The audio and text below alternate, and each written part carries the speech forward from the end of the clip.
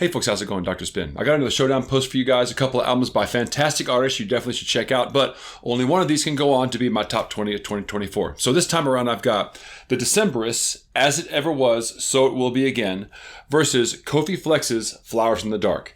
Now the Decemberists are a group that I've had an on and off relationship with for quite a long time. They've always been very consistently great, in my opinion, for all the albums I've gotten from them.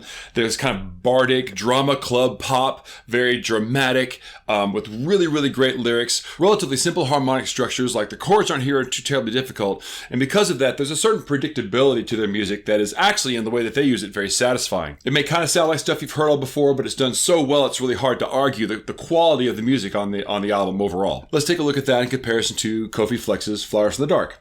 Kofi Flexx is a pen name for British jazz musician Shabaka Hutchings. And Shabaka Hutchings has been involved in a variety of, again, British jazz projects, not the least of which was Sons of Kemet. And on this one, although he's still playing some saxophone and taking that role on here, he's playing more the role of the producer on this album by bringing in a bunch of other artists and making this project. Now for me, this has been a slow burner all year long. It keeps kind of popping up and always tends to impress me. Although it is a jazz album, it uses jazz vocabulary. It's not a swing album.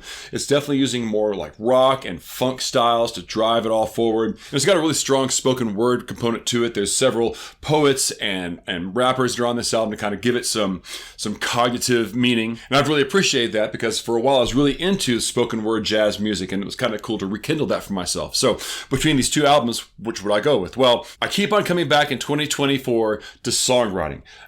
In the years past, I've had things like texture that's gotten my attention. None of this is ever planned, but it's always something every year that kind of seems to be the thing that I focus on. And this year it's been songwriting, and the Decemberists have that. Love the Kofi Flexx album. It's actually one that every time I put it in, it surprised me with how great it is.